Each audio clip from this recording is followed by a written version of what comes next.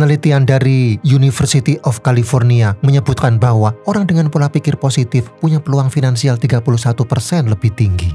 Dalam video ini saya akan membahas rahasia aura rezeki dan energi kekayaan yang bisa kamu bangkitkan.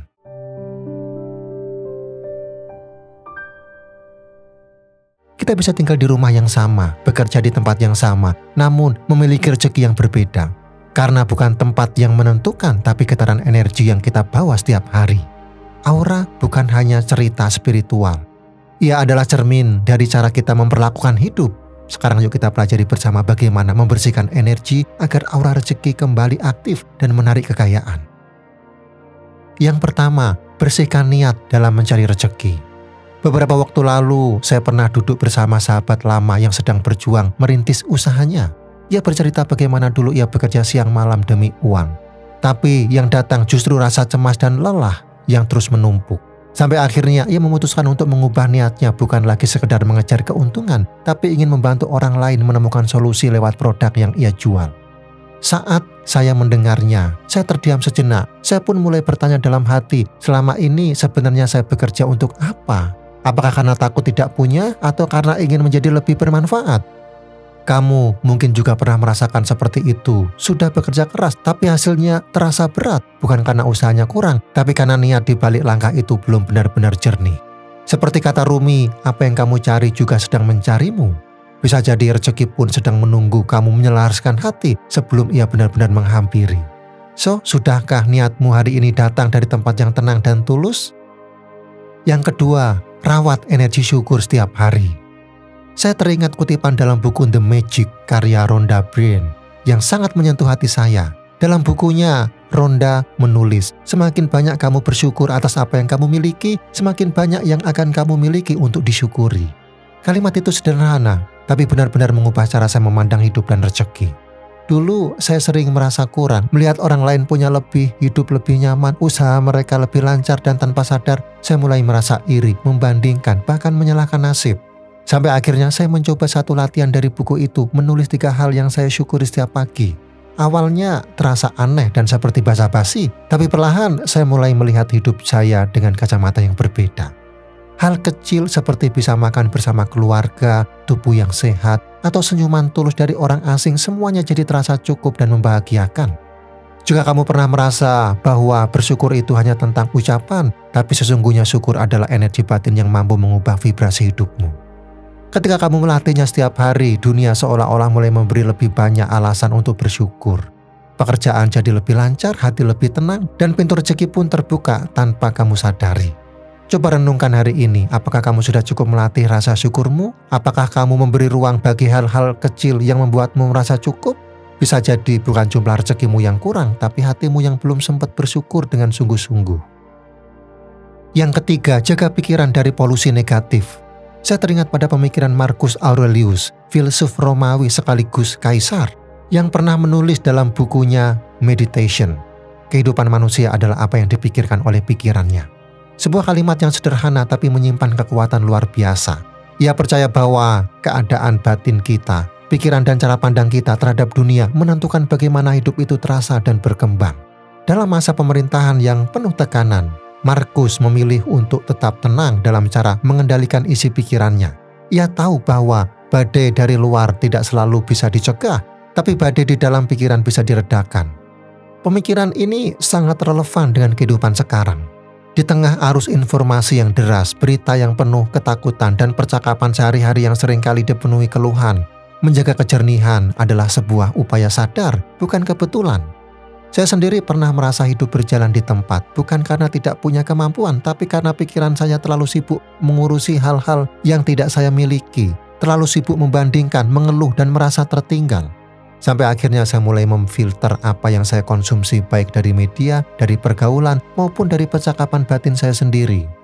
Kamu juga mungkin pernah merasakannya, bangun pagi dengan tubuh sehat, tapi hati terasa sempit. Bisa jadi bukan karena hidupmu kurang, tapi karena pikiranmu dipenuhi polusi yang tidak kamu sadari. Keluhan, rasa iri, dan prasangka bisa menjadi kabut yang menutup cahaya yang sudah ada di depan mata. Coba renungkan, sudahkah kamu menjaga pikiranmu sebersih kamu menjaga pakaianmu? Atau selama ini kamu membiarkan apa saja masuk tanpa tahu dampaknya pada batin dan arah hidupmu? Seperti yang diajarkan Markus, hidupmu hanyalah sejauh pikiranmu mengizinkan melangkah. Dan pikiran yang jernih adalah ladang subur tempat rezeki tumbuh tanpa suara, tapi penuh makna. Yang keempat, latih diri untuk memberi sebelum punya banyak. Saya pernah bertemu tetangga yang hidupnya sangat sederhana. Ia bekerja sebagai tukang servis barang elektronik rumahan. Pendapatannya tidak besar, bahkan kadang harus cukup dengan sisa dari pengeluaran harian. Tapi ada satu hal yang membuat saya terdiam. Setiap kali ada tetangganya yang butuh bantuan, entah memperbaiki kipas angin, mengantar anak sekolah, atau sekedar menemani ke puskesmas, ia tidak pernah menolak walaupun tidak dibayar. Ia hanya tersenyum dan berkata, kalau saya menunggu punya banyak untuk bisa membantu, mungkin saya tidak akan pernah mulai. Tapi kalau saya mulai dari sekarang, siapa tahu hidup saya berubah karena itu. Dan benar saja, pelan-pelan orang-orang mulai mengenalnya bukan hanya karena keahliannya, tapi karena kebaikannya.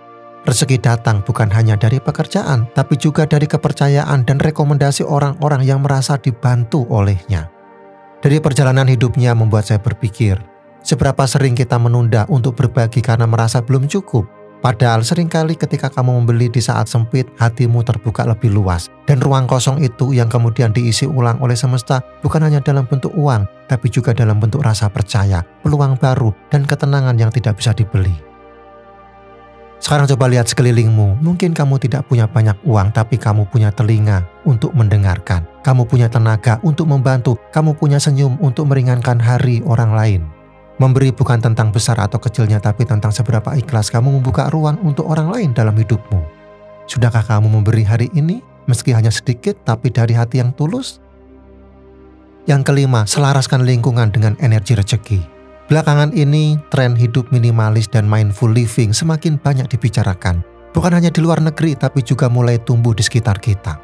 Banyak orang mulai sadar bahwa tumpukan barang, keramaian, digital, dan relasi yang toksik bukan lagi lambang keberhasilan, justru jadi penyebab utama kelemahan batin dan kebutuhan arah hidup. Saya melihat perubahan ini nyata. Orang-orang mulai merapikan ruang kerja mereka, memilah barang yang benar-benar dibutuhkan, dan bahkan menyaring siapa saja yang mereka izinkan untuk dekat dalam lingkaran hidupnya. Tren ini bukan sekedar gaya hidup, ini adalah kesadaran baru bahwa lingkungan luar sangat membutuhkan kualitas dalam dirimu. Kamu mungkin belum menyadari bahwa suasana rumahmu yang berantakan bisa menghambat fokus, atau bahkan teman-teman yang hanya datang untuk bergosip bisa menguras semangatmu tanpa kamu sadari. Kalau selama ini kamu merasa stuck, mudah lelah, atau rezekimu serasa berat, bisa jadi bukan karena kamu kurang usaha, tapi karena tempatmu berdiri tidak mendukung untuk bertumbuh. Mulailah dengan yang sederhana. Rapikan meja tempatmu bekerja, sisihkan waktu untuk merapikan isi ponselmu, jauhkan dirimu dari obrolan yang membuatmu semakin ragu dengan jalanmu. Karena seperti kata pepatah, kamu adalah rata-rata dari 5 orang yang paling sering bersamamu.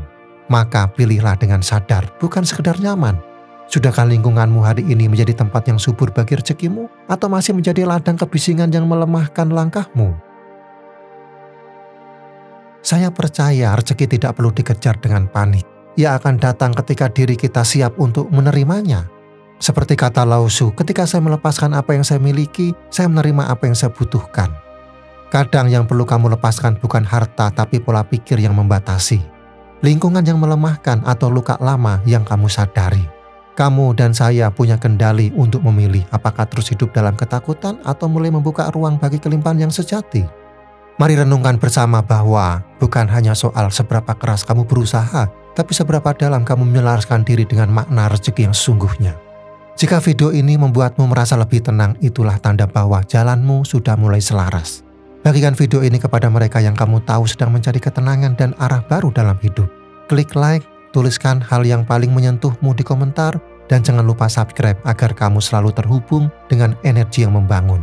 Kamu tidak sendiri, kita sedang tumbuh bersama.